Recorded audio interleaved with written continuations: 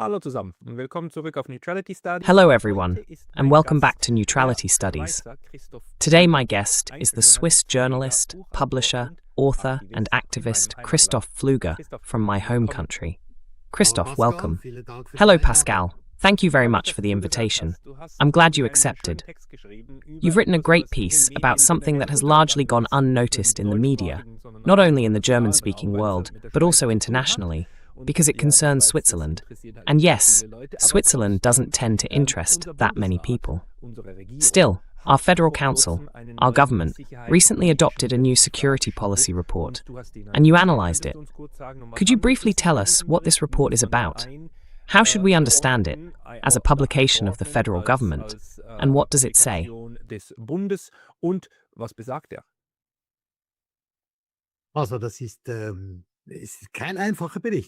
So, this isn't just a simple report, it's a strategy. The official title is Swiss Security Policy Strategy 2026. The Federal Assembly will only start discussing it at the end of this year, but they won't be able to make a decision yet. That signals that, on the one hand, it's important. That's why it's being presented to the Assembly. Our Parliament. Our Parliament, yes. Exactly, they'll discuss it at the end of the year. However, the Federal Council has decided on what they call immediate implementation, meaning it's already being put into practice. And it's essentially about integrating Switzerland, its security forces, meaning the army, intelligence services, and information, into a broader strategy based on the assumption that Russia will attack Europe, specifically the EU and NATO countries, and that Switzerland will then clearly stand on the side of the other European states.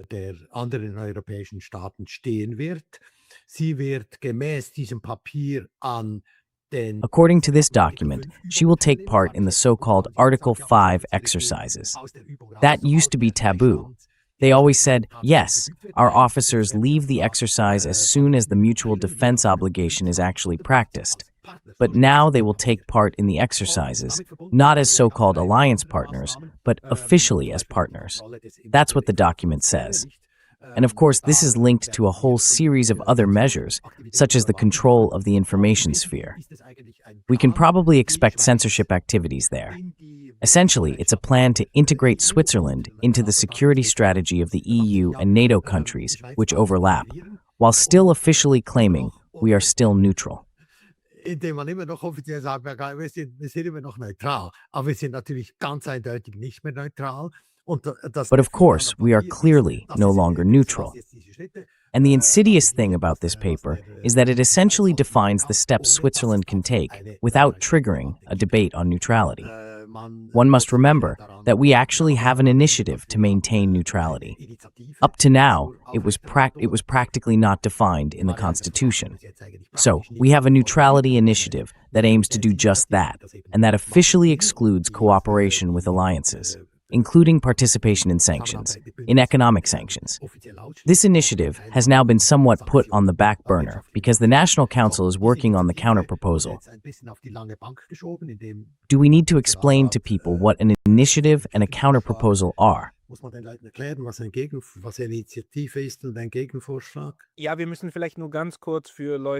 Yes, we might just need to briefly explain, for people outside Switzerland, that neutrality is mentioned twice in the Swiss constitution, but it's never actually defined.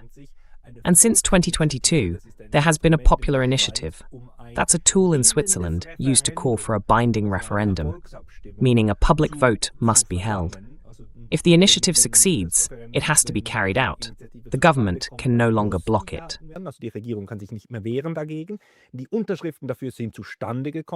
The signatures for it have been collected, and now this initiative, although it's clear that it will be voted on in Switzerland, it's not yet known when, is in this interim period during which Parliament and the government are still allowed to comment. 3 months here, 6 months there, another 3 months here. The initiative is currently in this in-between stage. It aims to define Swiss neutrality, and importantly, both militarily and economically. So, no sanctions. Those are the two main pillars. And what you're telling us now is that we have this strengthening that's being discussed at the moment, but it's been put on the back burner.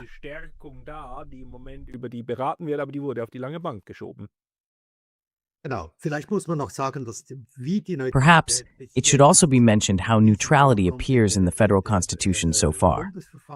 On the one hand, the Federal Assembly, that is, the National Council and the Council of States, is obliged to uphold neutrality.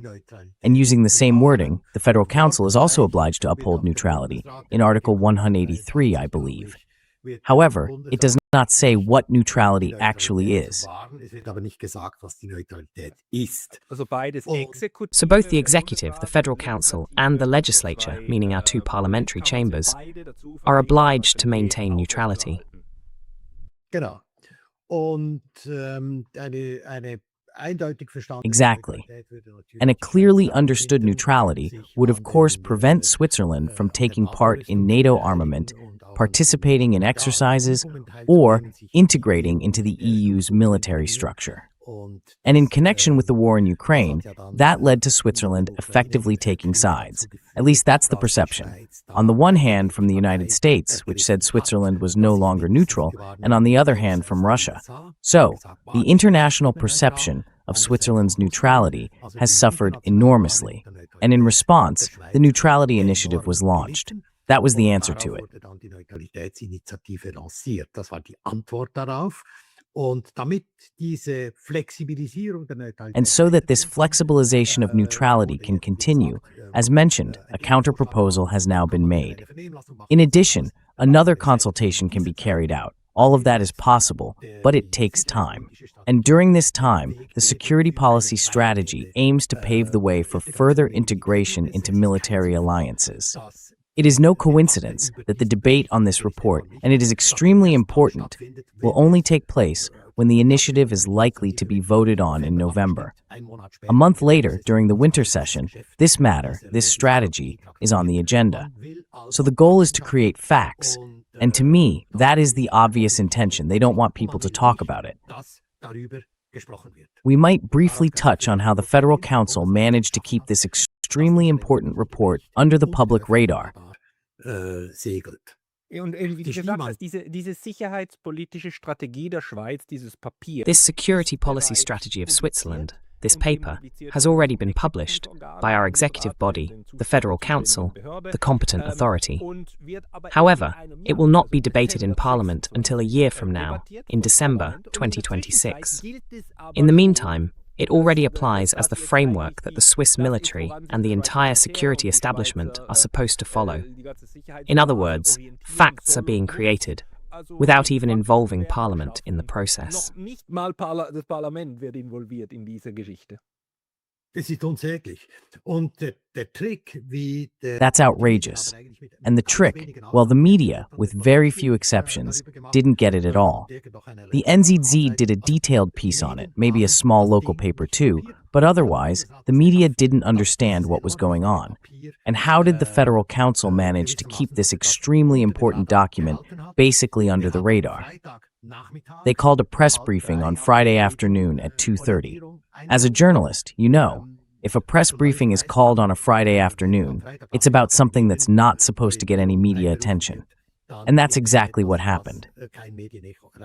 The two topics of the briefing were, on the one hand, the reduction of the order quantity for those F-35 fighter jets. That's relatively easy to communicate and also relatively easy to explain as a journalist. That's doable. Das schafft man, und am Samstag darauf waren die Zeitungen voll mit diesen After that, the newspapers were full of reports about the reduction in the order of F-35 fighter jets. And the much more important issue, namely the security policy strategy, 60 pages long, was something journalists would have had to read, analyze, and then file their reports on after the press briefing ended at 4 o'clock. That didn't happen. As I said, Switzerland doesn't realize that the path toward integrating its military structures with NATO and the EU has essentially been paved, and that the document is already in effect. The Federal Council decided on its immediate implementation, a peculiar wording.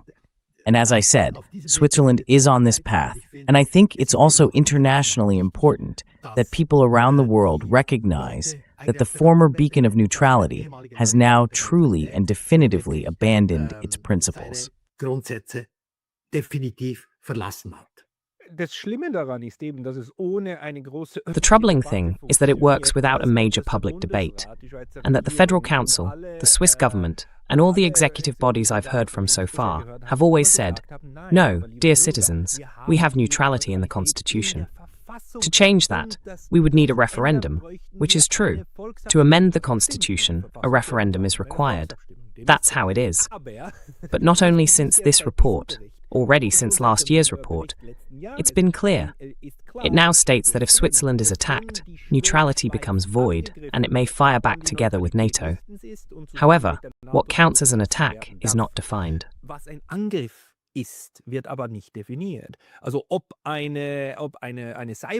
So, whether a cyber attack can already be considered an act of aggression, that hasn't been defined. What's clear is that security and cooperation, the word cooperation is mentioned 50 or 60 times in the last 2 or 3 reports, are now Switzerland's new guiding principles.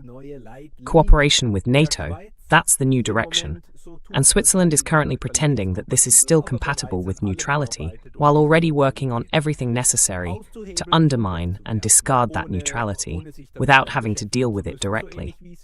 It's similar to what Finland and Sweden did, only in the Swiss context. One still has to figure out how to bypass a public referendum.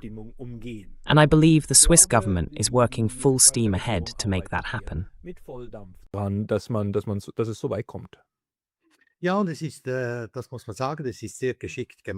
Yes, you have to say, that's very cleverly done.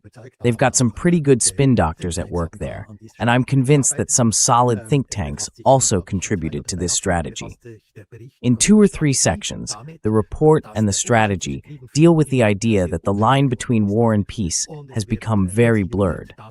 And it's insinuated that the drone attacks, which are explicitly mentioned, the alleged drone attacks, one should say in Poland, the airspace violations in Estonia, and several other unexplained incidents that are publicly attributed to Russia but are actually unresolved, are cited as examples suggesting that Switzerland, too, is almost already in a kind of pre-war state along with the European countries. In einem Vorkriegszustand ist. Und der Punkt ist der, nicht? And here's the point.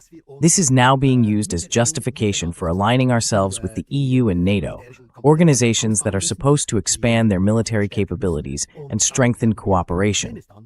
And with that, Switzerland is, of course, being clearly moved into NATO's military camp, should an attack ever occur. Perhaps we'll briefly discuss how likely that even is.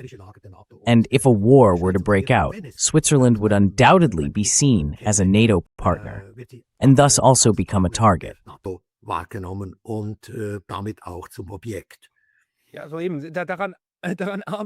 Yes, exactly. That's essentially what the Swiss federal government is working on. By adopting and publishing a report in which it officially states, we are now cooperating with NATO as a partner state, not as a NATO partner, but as a partner in exercises and so on, and also engaging in other activities.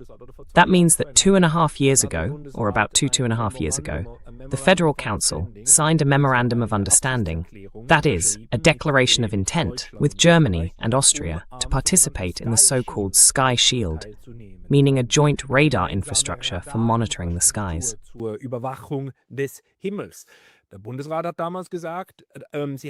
At the time, the Federal Council said they had signed the memorandum under the condition of preserving neutrality.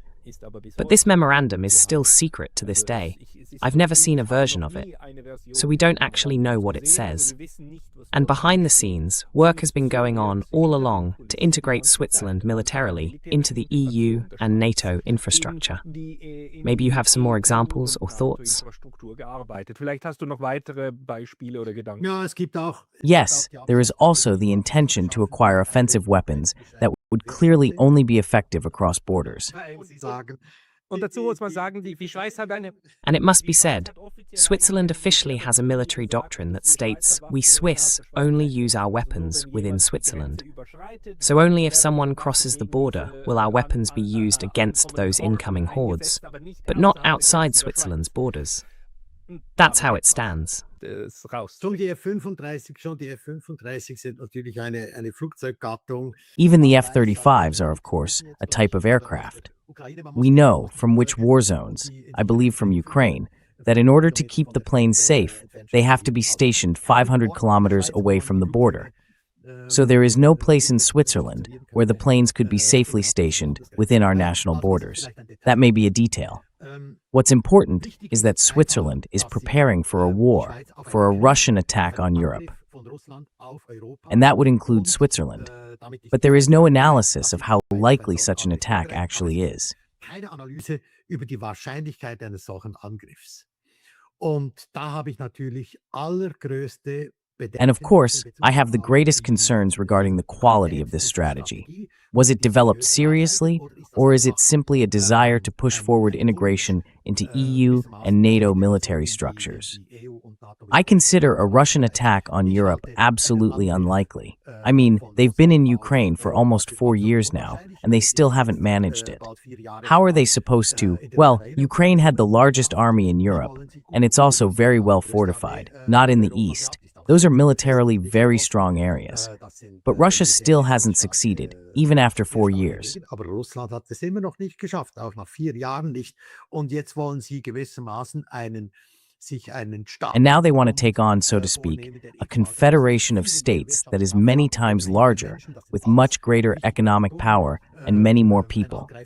Those are all important factors. An aggressor must have at least triple superiority.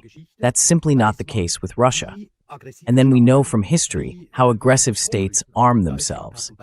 Germany, for example, spent portions of its GDP on armaments that, well, at the start of the war, if I remember correctly, I'd have to check quickly, I'd say over 20% of GDP was already going into armaments before the war, before World War II. And that rose to as much as 70%.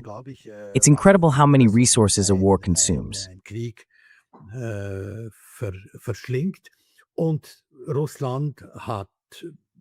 And Russia has, I think the highest figure was around 7% of its GDP that they spent on armaments.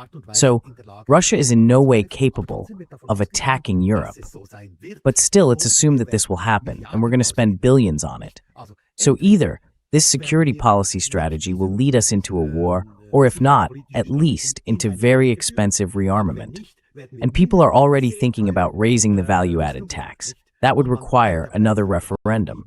I think that's going to be difficult.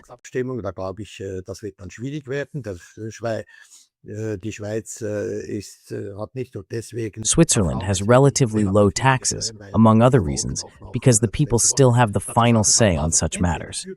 So either this security policy strategy leads us into a war we absolutely do not want, or it leads us, what is already certain, into very expensive armament.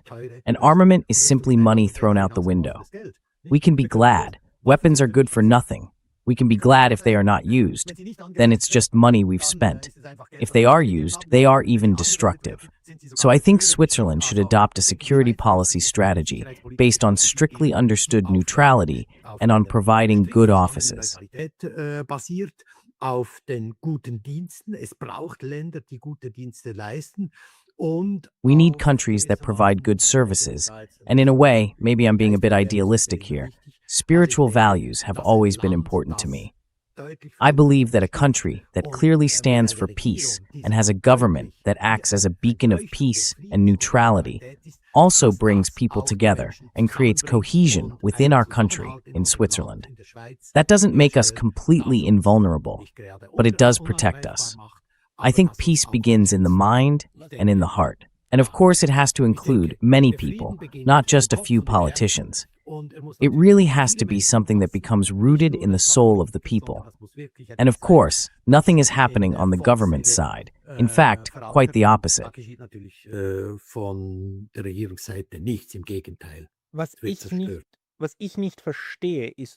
What I don't understand is where this sense of threat is coming from. I understand that the war in Ukraine has stirred up a lot of emotions in Switzerland. That makes sense. The last time Russians were in Switzerland was about 210 or 215 years ago, when they helped us drive out the French, who under Napoleon had taken us over and turned us into a satellite state. So back then, The Russians were here, helping to fight against that. In some circles, that's still remembered. For 200 years, the Russians haven't been in Switzerland. And for 200 years, Switzerland has only ever been in danger from either Germany, France, or maybe a little bit from the Austrians. Italy was a bit of a problem once under Mussolini. Those were the sources of danger.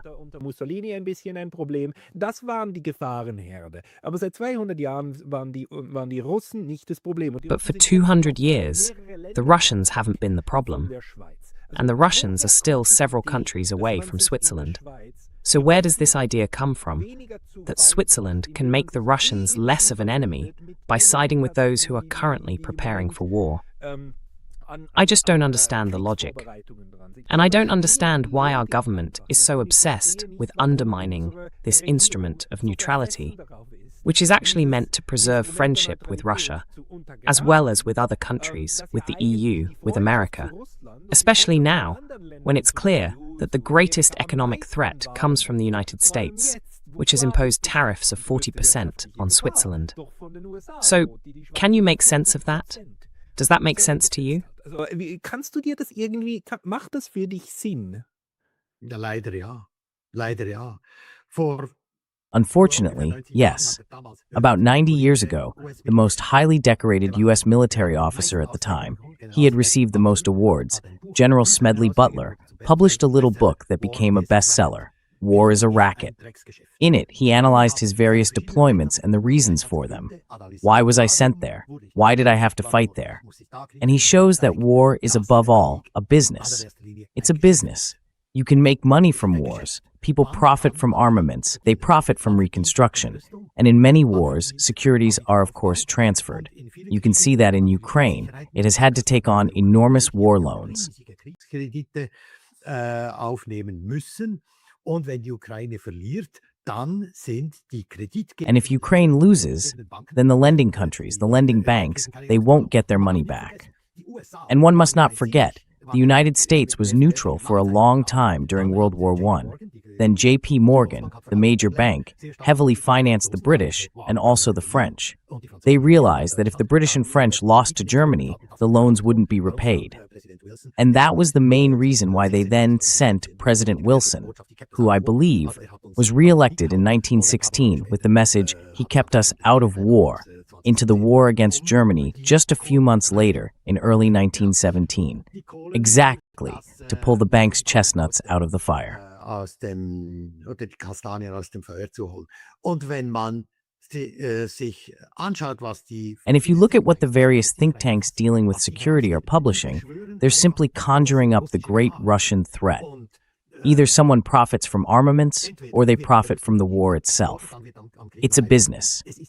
It's astonishing how quickly the demonstrations in the US began after the so-called special military operation in Venezuela. The message is, this is a war of rich men. The reasoning is interesting. The US says, it's our oil. That's a lie. It's not true.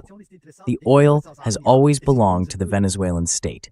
The facilities for extraction and refining were nationalized and compensated. And then, so the argument goes, if the US says it's our oil, does that mean it's the oil of the working class?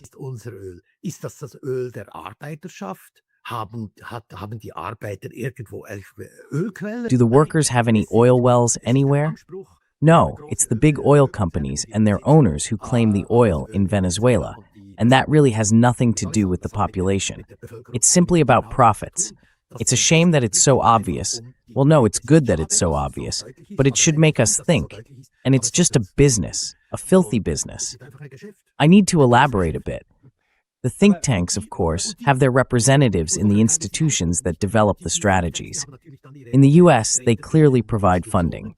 In Switzerland, I can only assume that a number of institutions are simply subsidized, ultimately by the arms industry, so that they make decisions accordingly. Von der Rüstungsindustrie, damit sie entsprechend entscheiden. Aber wir müssen jetzt trotzdem den Vergleich machen zum Ersten und Zweiten Weltkrieg. We still have to make the comparison to the First and Second World Wars. Those wars were also wars of business, and enormous sums of money were involved on all sides. Switzerland, of course, was involved through its banks. Nevertheless, the strategy at those times was to maintain neutrality, because it was dangerous, because the Germans could have attacked, because Switzerland somehow had to be secured. But even during the Cold War, Switzerland didn't even join the United Nations. So Switzerland kept a very, very great distance and still did business. Also die Schweiz hat einen ganz langen Abstand gehalten und trotzdem Geschäfte gemacht. Ich will jetzt nicht sagen, dass sie keine Geschäfte gemacht hat, aber sie hat Geschäfte gemacht. I don't want to say she didn't do business, but she was able to do business because she kept her distance. And that seems to be changing now. So the idea seems to be that you can achieve more by integrating into this larger structure, including the security structure. And I mean, what are the Swiss supposed to do? How is Switzerland supposed to somehow save the European Union if a war breaks out? I just don't understand the logic behind integrating Switzerland into this apparatus now, through the back door, but still, and basically giving up everything, the entire 200-year strategy of keeping Switzerland out of wars while still doing business. So that surprises me. Raushält und trotzdem Geschäfte macht. Also das überrascht mich. Ja, also gut, die Schweiz ist ein relativ reiches Land, bezahlt ihre Well, Rechnungen. all right. Switzerland is a relatively wealthy country. It pays its bills. I'd say Switzerland's credit rating is excellent. And a customer like that for weapons is always useful. That's one thing. The other is, Switzerland is, in a sense, the hole in Europe's donut. People would like to close that, of course. And thanks to its neutrality, Switzerland has always been a place where business dealings had to be circumvented. I'm not in favor of that. And in the case of Ukraine, I would certainly have been very much in favor of Switzerland not imposing sanctions, but at the same time preventing itself from being used for circumvention deals. Dass sie für Umgehungsgeschäfte missbraucht wird. Also das ist meine Haltung. Der Punkt ist ein bisschen So, that's my position. The point is this. On the one hand, we no longer have people with real backbone in our federal council. That has changed. The world has less backbone, much less, when I think of federal councillors like Councillor Stampfli, who had to negotiate with the Germans during the Second World War and always managed to get something out of it for Switzerland. Of course, compromises had to be made, since Switzerland was completely surrounded. In any case, the quality of backbone in our government has declined drastically, while the pressure has increased. Massiv abgenommen und der Druck hat zugenommen. Ja, aber der Unterschied ist doch der, dass man im Zweiten Weltkrieg The difference is that during World War II, people were trapped and didn't want to take part. And today, people are still trapped, but they want to take part. The change in strategy is already there. So now it's like saying, yes, we're joining in. And I just want to say one must not forget. In 1938, Austria joined the German Reich, thinking it was the right path. Back then there were countries that joined in. Switzerland said, no, we don't want that. Today, Switzerland says, yes, we want integration into the EU. Of course, the EU is not the same as Nazi Germany. I don't want to equate the two. But the idea that one is different, that one doesn't do what Austria did back then, an annexation, that idea is gone today. Die ist ja heute, die ist weg. Ja, die Schweiz hat natürlich nicht eine Schweizer. Yes, Switzerland is, of course, no longer the Switzerland of good offices, a place where people could still meet even in times of crisis, where mediation could take place. In every war, there have always been at least a few remaining contacts. And if Switzerland were such a place that could truly carry out effective mediation efforts, if Switzerland were useful to both parties, not as a party itself, but as a neutral ground, then pressure would be put on Switzerland. How was it, for example, at the beginning of the sanctions against Ukraine? Former federal councillor Blocher told me that in an interview. Bundesrat Blocher hat mir das in einem Interview gesagt. Er hat gesagt, Der Druck sei zuallererst auf die Banken He said that ausgeübt pressure worden, was dass first sie put on the diese banks Sanktionen to get them to betätigen. participate in these sanctions. Bundesrat Blocher sagt, die Former Banken federal wollen counselor das Blocher machen, sie says sind the banks could have done that. They are private institutions. They could have said, okay, we'll adopt the EU sanctions. But they didn't have the courage to do so, and instead went to the Federal Council and said Switzerland should join the sanctions so that we can go along with them. So there would have been a way to maintain neutrality and still leave the banks free to decide how they wanted to deal with Russia and the whole conflict situation. Mit Russland und diese ganze Konfliktsituation umgehen wollen. Aber wie gesagt, es fehlt an Rückgrat, es fehlt an. But as I said, there's a lack of backbone, a lack, I think, also of imagination, and maybe a bit of self-confidence. I believe Switzerland can confidently be a neutral country and confidently develop the good qualities the world needs. The world needs a country that stands up for international law. If we look at the UN's prohibition of the use of force, it's not only, and this is very important, not only about the use of force, but it's also forbidden to threaten the use of force. And in my view, that's one of the most important principles being neglected, the threat of force. Grundsätze, die vernachlässigt werden, ist die Androhung der Gewalt. Kein Staat der Welt mahnt oder No country in the world calls out or criticizes the threat of violence, even though that is a clear violation of the UN Charter. And it's really necessary. There must still be at least one country somewhere in the world that raises its voice for international law. Switzerland, as a neutral country, would of course be ideally positioned for that. It wouldn't always be comfortable for everyone, but for all those who stand up for law and order, for proper relations among states, it would be a blessing, and they would hold Switzerland in high regard if it acted that way. But we can't do that. So I believe there is a way back, but it's an extremely narrow one. Aber ist anspruchsvoll.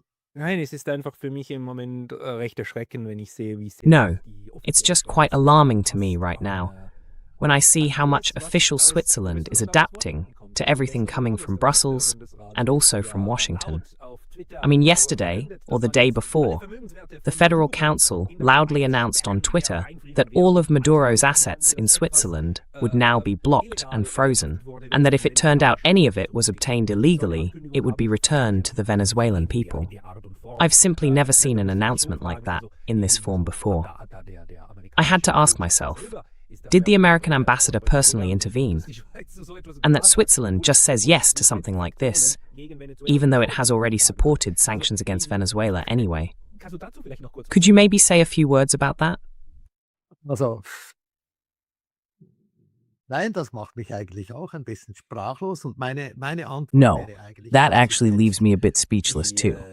My answer would be that people in Switzerland now have to stand up for neutrality, take to the streets, maybe not necessarily in large demonstrations, but still make a statement in support of neutrality, so that people realize again that there are those who are committed to neutrality as a prerequisite for peace.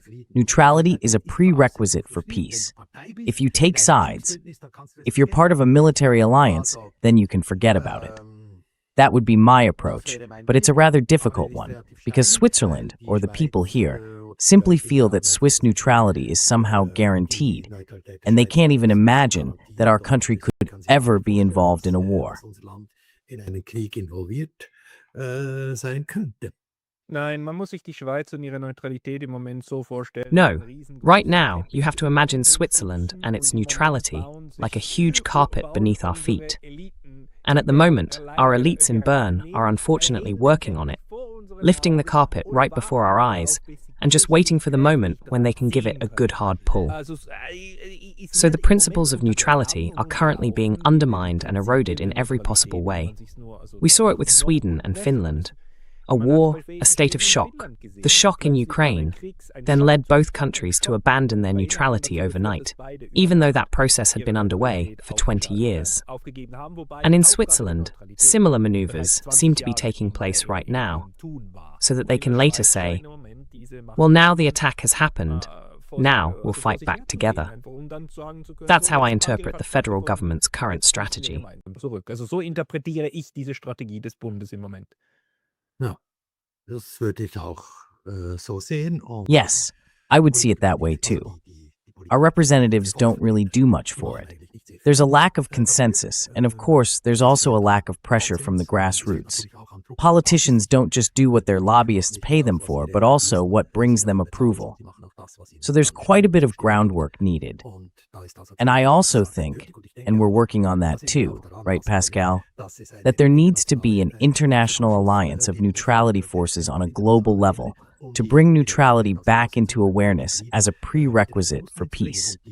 And the neutral position, which is often portrayed as the position of the weak, should show, no, it's a position that takes courage. It takes courage to be neutral. It's easier to side with the supposedly stronger, and thus give yourself the feeling of being safe. So it takes some courage, but that's the path ahead of us. Ja, der Weg, der vor uns liegt. Es braucht einfach auch Willen. Also It simply also takes willpower. It's not possible to be neutral without the will to be neutral. Otherwise, you end up like Ukraine at the moment, where neutrality was abandoned, and there's a desire to integrate into NATO. But then you end up caught between the fronts, and that's exactly where you don't want to be. Und genau dort will man nicht sein. Ja, und ich meine, die Neutralität. Yes, and Ukraine declared in July 1990, in a solemn statement, we want to be a neutral state. And in 1995, it wrote that into its constitution. Yes, exactly. Exactly. And in 2014, it had no tradition of neutrality, and that's why it was relatively easy to undermine and abolish that neutrality. Switzerland, on the other hand, has a tradition of neutrality, and I believe it's still about 85 to 90% who say that neutrality is part of Swiss identity, one of the cornerstones of our self-understanding as a state. At the same time, already 55% are in favor of closer ties with NATO. So people somehow don't really know what neutrality actually means.